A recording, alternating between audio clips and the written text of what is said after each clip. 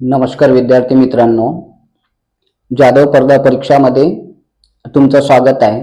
मागील व्हिडिओला तुम्ही खूप चांगला प्रतिसाद दिला। याही व्हिडिओला लाईक, शेअर आणि चॅनलला सबस्क्राईब करावं। मित्रांनो, मराठी हा घटक स्पर्धा परीक्षेसाठी फार महत्त्वाचा आहे आणि समोर येणारी मेन्स यासाठी मराठी हा आपल्या 50 मार्क्सला विचारला जातो आणि त्यामधील एक अतिशय महत्त्वाचं टॉपिक आहे प्रयोग।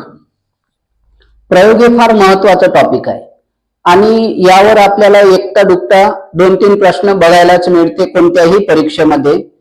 तर प्रयोग म्हणजे काय?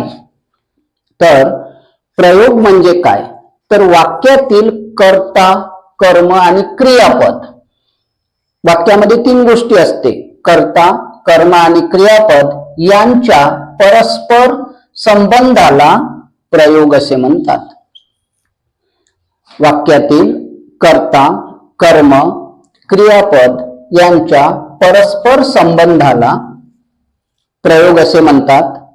तर कर्त्याची किंवा कर्माची क्रियापदाशी अशी जी जुळणी, ठेवण किंवा रचना असते तिलाच व्याकरणात प्रयोग असे म्हणतात।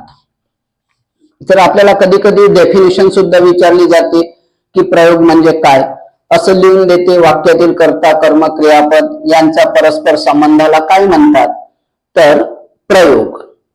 तर प्रयोगाचे मुख्य 3 प्रकार पडते। प्रयोगाचे मुख्य 3 प्रकार पडतात। तर यामध्ये कर्तरी प्रयोग, दुसरा कर्मणी प्रयोग आणि तिसरा आहे आपला भावे प्रयोग। 3 जे मुख्य प्रकार आहेत ते आहेत कर्तरी, कर्मणी आणि भावे प्रयोग। तर मित्रांनो, कर्तरी प्रयोगामध्ये कोणकोणत्या गोष्टी असतात तर कर्तरी प्रयोगामध्ये क्रियापद कर्त्याचे लिंग, वचन व पुरुष याप्रमाणे बदलते। आता यामध्ये कसं आहे की क्रियापद हे आहे तर कर्त्याचं लिंग, वचन यानुसार बदलते। कर्तरी प्रयोगात कर्ता हा नेहमी प्रथमांत असतो, म्हणजेच प्रत्यय वगैरे लावलेला राहत नाही, प्रथमांत असतो।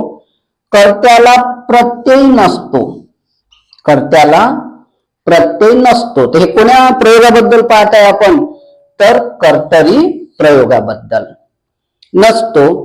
कर्म हा प्रथमांत किंवा द्वितीयांत असतो आणि क्रियापद बहुधा वर्तमान काळी असते आणि अकर्मक जर असेल, अकर्मक कर्तरी प्रयोग जर असेल तर यामध्ये क्रियापदाला काही वेळेस ला सुद्धा हा लागलेला असतो। मग यामध्ये तो, ती, ते, तात हे वर्तमान काळातील शब्द आहे, याचा वापर केलेला असतो। तर मित्रांनो, प्रयोग म्हणजे काय हे लक्षात ठेवायचं आहे।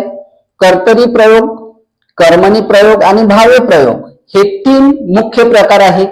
आणि कर्तरी प्रयोगाची काय ओळख आहे तर कर्ता हा प्रथमांत असतो, कर्त्याला प्रत्यय नसते आणि क्रियापद हे कर्त्याचे लिंग, वचनानुसार बदलत असते। तर मित्रांनो, आपल्याला कर्तरी प्रयोगाचे काही वाक्य पाहायचे आहे। आता कर्तरी प्रयोगामध्ये आपण वाक्य बघितलं तर तो आंबा खातो, तो आंबा खातो। आपण म्हटलं की कर्त्याला प्रत्यय नसतो आणि क्रियापद हे कर्त्याच्या लिंग, वचनानुसार बदलते। दुसरा, तो चिंच खातो, तो चिंच खातो।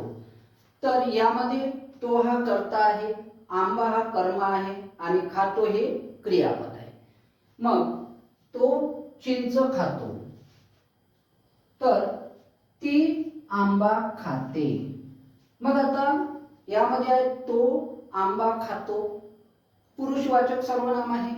मग इथे ती आंबा खाते, तर तो आणि ती यामध्ये क्रियापद बदललेलं आहे. जसं बघा, तो आंबा खातो, ती आंबा खाते. तो गाणे गातो, ती गाणे गाते. मग हे झाले आपले कर्तरी प्रयोगाचे वाक्य. मग कर्तरी प्रयोगामध्ये क्रियापद वापरण्यावरून दोन प्रकार पडलेले आहेत की क्रियापद सकर्मक आहे की अकर्मक आहे. मग दोन उपप्रकार पडतात. तर यामध्ये सकर्मक कर्तरी प्रयोग, आता सकर्मक कर्तरी प्रयोग आणि दुसरा पडतो अकर्मक कर्तरी प्रयोग. सकर्मक कर्तरी प्रयोग आणि अकर्मक कर्तरी प्रयोग. मग या कर्तरी प्रयोगात क्रियापद जे वापरलेलं असते ते सकर्मक असते. म्हणजे ज्या क्रियापदाला कर्माची गरज असते त्याले सकर्मक क्रियापद म्हणतो. म्हणून बघा, तो पेरू खातो हे क्रियापद सकर्मक आहे. तो पेरू खातो म्हणजेच यामध्ये कर्म दिलेला आहे म्हणून ते सकर्मक कर्तरी प्रयोग. ती आंबे खाते यामध्ये कर्म दिलेला आहे आणि तो सकर्मक कर्तरी प्रयोग. मग आपण पाहिलं की कर्तरी प्रयोगामध्ये बहुधा वर्तमान काळाचं रूप असते. मग वर्तमान काळात तो, ती, ते, तात असे शब्द आपण वापरतो. वर्तमान काळामध्ये तो, ती, ते, तात. मग याच्यामध्ये बघा, खातो, खाते, खातात अशा प्रकारचे बहुधा येते. काही लालिले येते. ती गाणे गाते, ती गाणे गाते. आता हे झालं सकर्मक कर्तरी प्रयोग.